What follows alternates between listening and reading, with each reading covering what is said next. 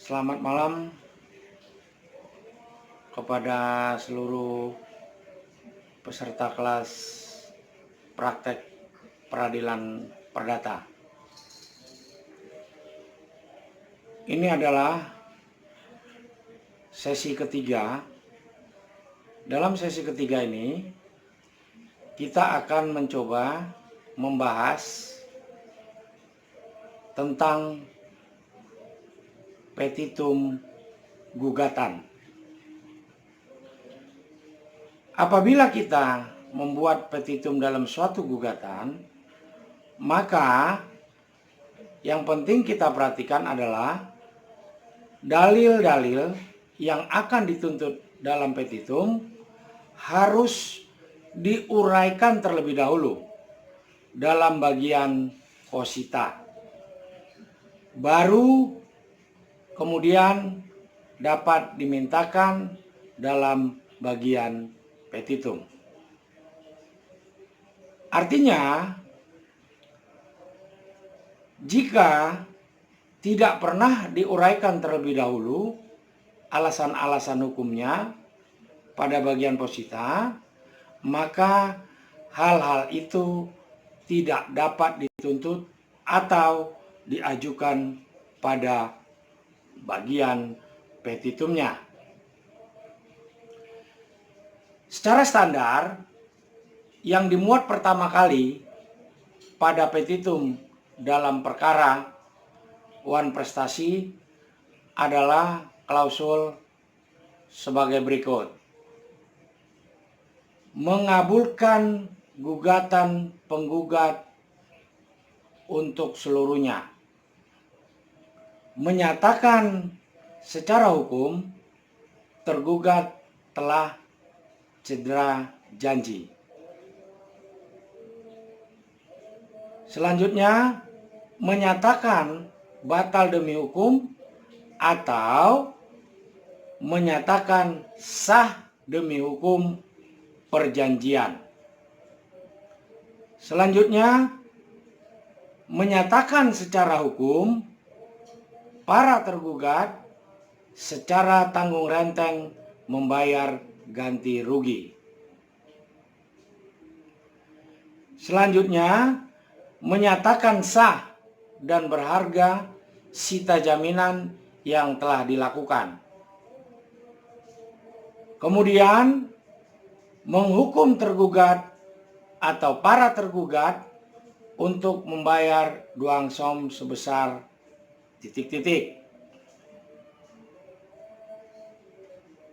Selanjutnya dan seterusnya sesuai dengan masalahnya.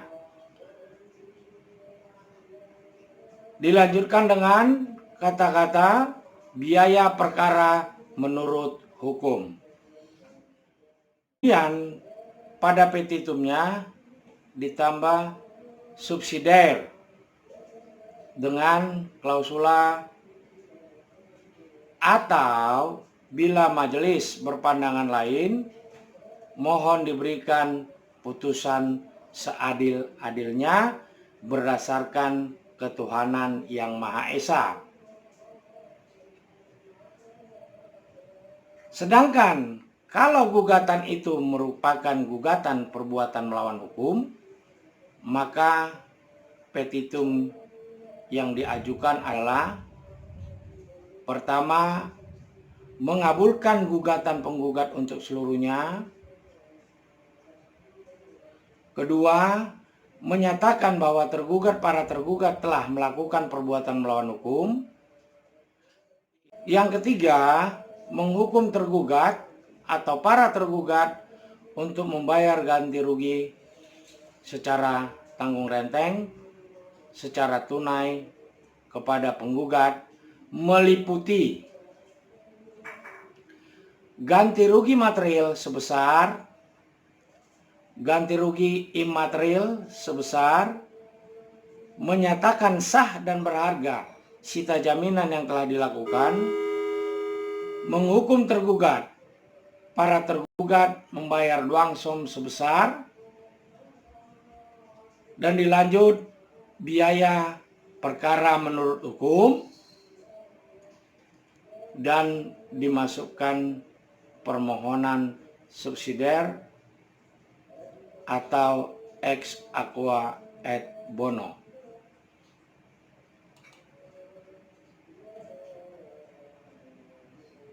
Selanjutnya kita akan mencoba membahas bagaimana tahapan-tahapan dalam membuat jawaban.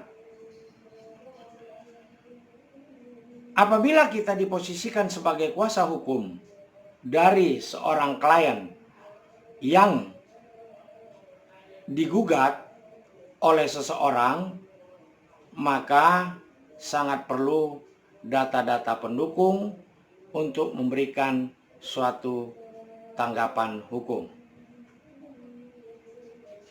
Nah, tanggapan hukum inilah yang sering dinamakan jawaban.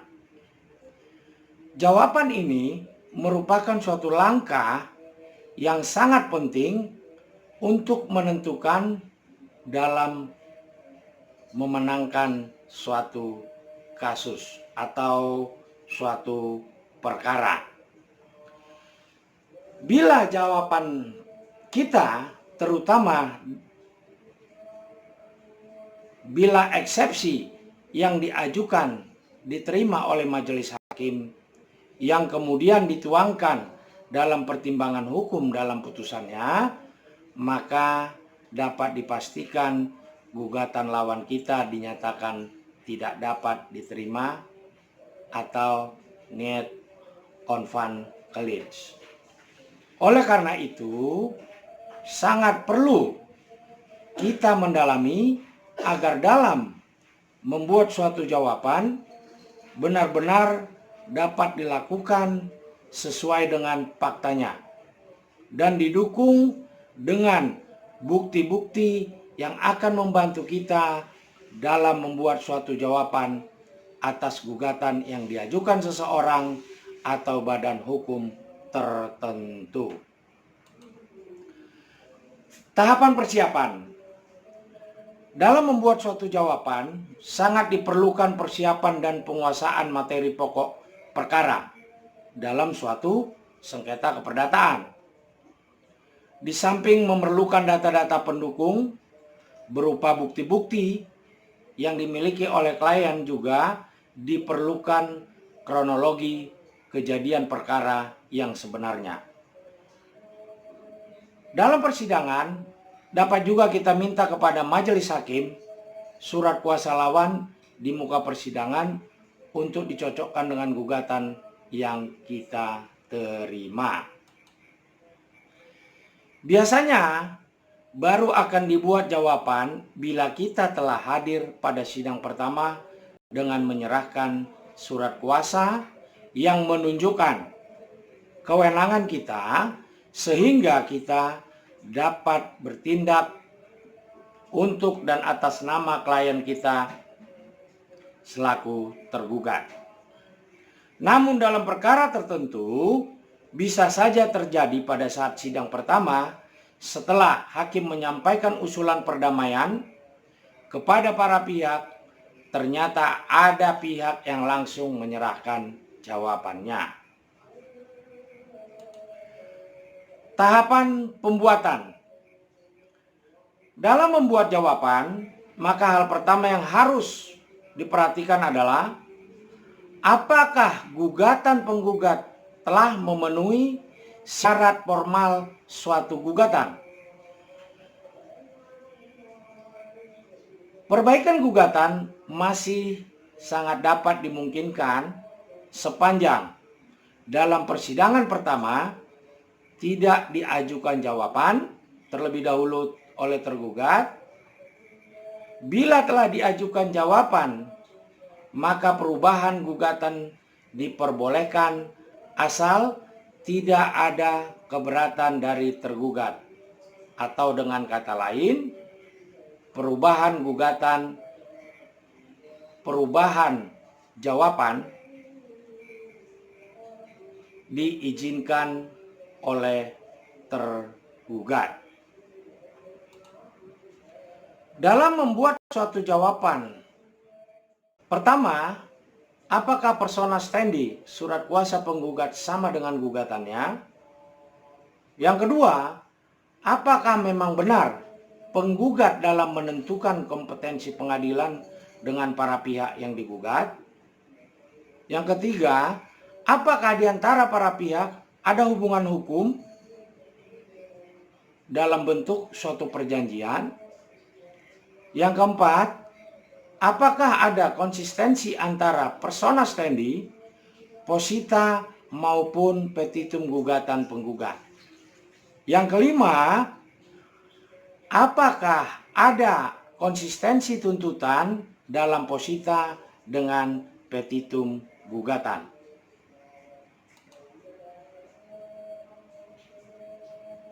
Membuat jawaban. Setelah mempersiapkan semua dan setelah mempelajari dari bahan-bahan untuk membuat jawaban, maka diperlukan suatu kecermatan dan naluri untuk dapat menemukan kelemahan-kelemahan suatu gugatan yang kemudian akan dituangkan dalam membuat suatu jawaban. Jawaban dibuat dengan dua bagian, yaitu bagian eksepsi dan bagian pokok perkara. Pada bagian eksepsi, seperti kita ketahui, dapat merupakan eksepsi yang absolut dan relatif. Bila ada eksepsi yang merupakan eksepsi absolut, kemudian dalam persidangan biasanya diminta hakim untuk menunjukkan bukti-bukti dasar-dasar hukumnya. Maka bila terbukti akan dibuat suatu putusan sela yang menyatakan pengadilan tidak berwenang untuk memeriksa dan mengadili perkara. Atau sebaliknya, bila tidak terbukti, pemeriksaan akan dilanjutkan sesuai dengan tahapan prosedur yang berlaku.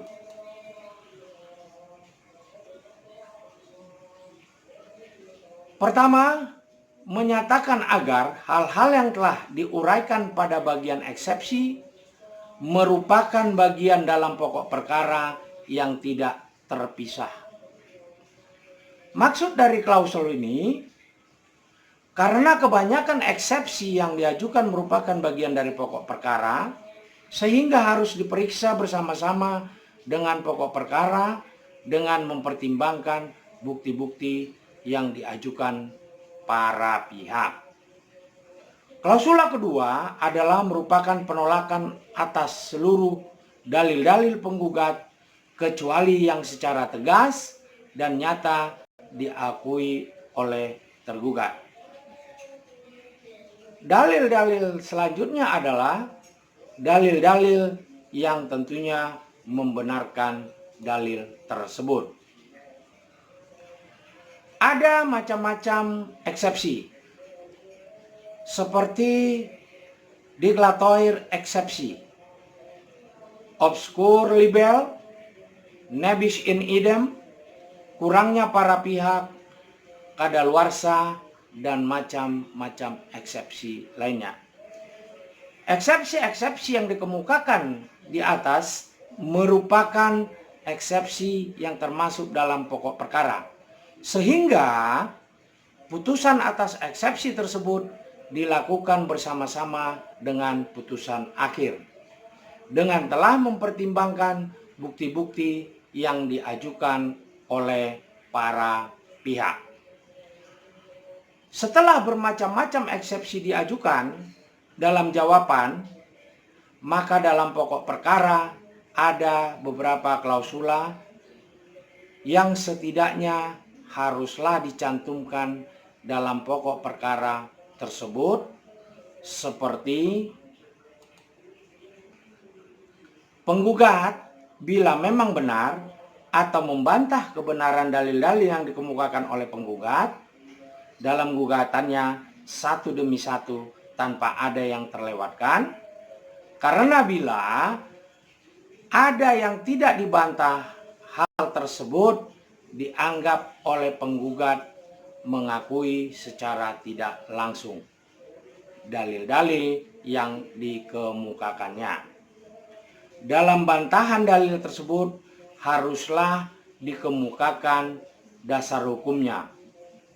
Bila perlu, ada pendapat, doktrin maupun jurisprudensi yang berkaitan erat dengan apa yang dibantah atau yang didalilkan tersebut. Kemudian pada bagian petitum jawaban maksudnya, diajukan permohonan yang disesuaikan dengan masalahnya, baik itu pada apa yang diminta bagian eksepsi maupun bagian pokok perkaranya. Pada bagian petitum jawaban, bila ada eksepsi yang diajukan, di mana eksepsi tersebut merupakan eksepsi yang termasuk dalam pokok perkara, maka ada pergeseran bentuk. Bila dalam jawaban ternyata mempunyai kesempatan untuk mengajukan gugatan rekonvensi sebagaimana yang telah diatur dalam pasal 132A HIR, sedangkan cara membuat gugatan rekonvensi hampir sama dengan ketentuan membuat gugatan. Namun yang harus dicermati adalah posisi atau kualitas dari subjek hukum menjadi berbeda secara terbalik, di mana semula sebagai tergugat dalam konvensi, kemudian menjadi penggugat rekonvensi. Bentuk petitum jawaban tidak sama modelnya dengan petitum gugatan. Namun bila ada rekonvensi, maka petitumnya lah yang menjadi berbeda. Saya rasa untuk pertemuan kita di sesi ketiga ini saya cukupkan. Semoga bermanfaat. Dan perlu saya ingatkan, setelah melihat atau menonton video ini, semua peserta kelas agar memberikan komentarnya. Saya rasa cukup sekian. Terima kasih.